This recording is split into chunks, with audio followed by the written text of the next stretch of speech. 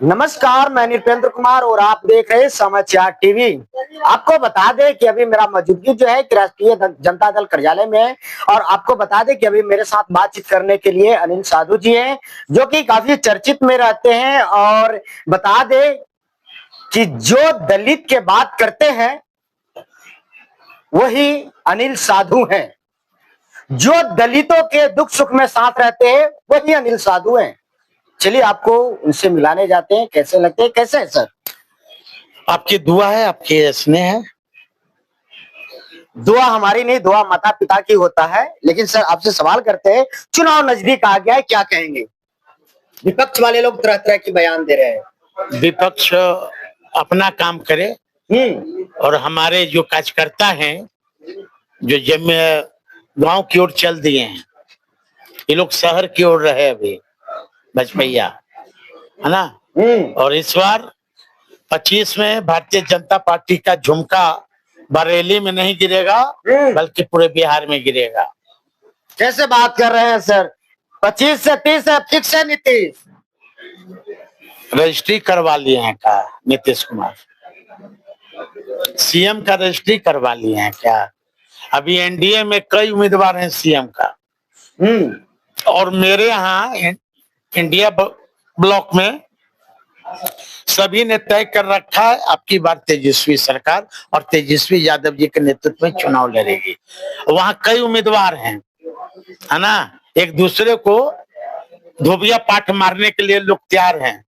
इसलिए आपकी जो बात जो है, नीतीश कुमार जी का जन्म कुंडली में मुख्यमंत्री नहीं लिखा हुआ है क्योंकि वो अचेत अवस्था में है।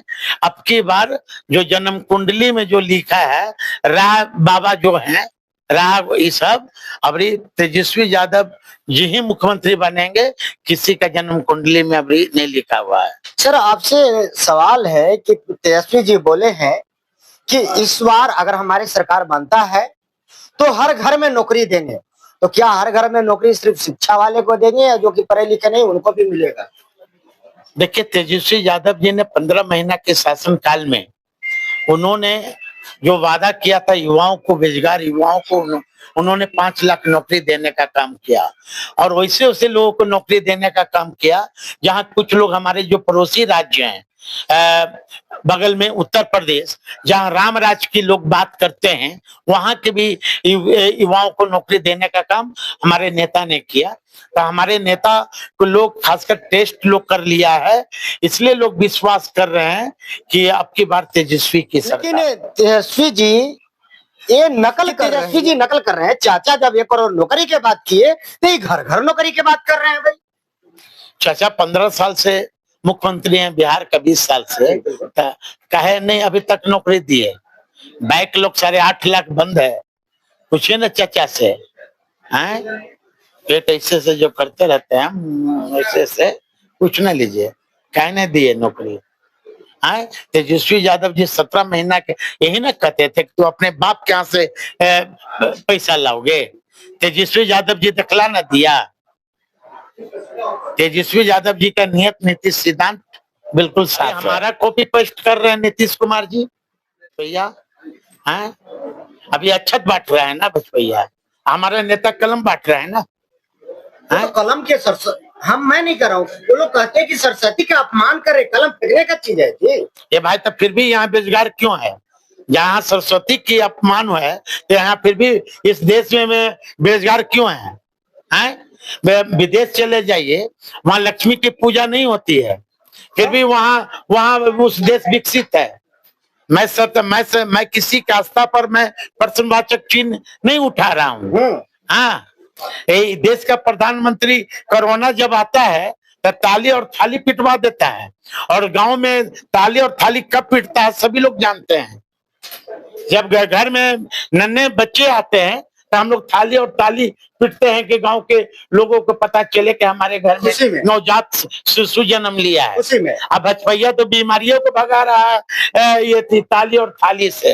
हाँ, भजपैया गणेश जी को दूध पिलवा देता है, अभी किसको दूध पिलाएगा देखते रहिए समय।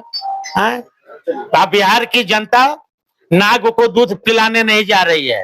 अच्छा सर ये बताइए कि जिस तरह से गवई साहब को अपमानित किया गया, क्या कहेंगे आप? मैं घोर निंदा करता हूँ कि ये लोकतंत्र पर ये हमला है। ये हमला बाबा साहब अम्बेडकर पर हमला है। अभी तक उस व्यक्ति को गिरफ्तार क्यों नहीं किया गया? देश के प्रधानमंत्री चुप क्यों हैं? देश का जो अपने आप को कथाकथित लोग कहते हैं कि मैं दलित का शुभचिंतक हूं, अभी तक बयान क्यों नहीं आया? अभी तक मणिपुर में 3 साल से घटना घट रही है दलित आदिवासियों पर, अभी तक चुप क्यों हैं? अभी तक प्रमोशन में आरक्षण नहीं मिला, शेड्यूल का, शेड्यूल ट्राइब, ओबीसी या बीसी का, अभी तक ये लोग चुप क्यों हैं? क्यों नहीं आवाज पार्लियामेंट से लेकर सड़क तक उठा? अभी तक प्रमोशन में आरक्षण अभी तक नहीं मिला, अभी तक ये दलित नेता क्यों चुप है? हैं? क्यों चुप है? पूछिए। चुनाव के पहले ये डफली मार रहे थे क्या? हैं? झूमर गा रहे थे पार्लियामेंट में, हैं? झूमर गा रहे थे। अभी आवे ना, पब्लिक के बीच आवे, साधु पासवान काल ठोक लिया, एक एक सवाल पूछेंगे। अभी चुनौती कर रहे हैं क्या? अरे हम सबकी चुनौती कर रहे हो ना भाई। आओ।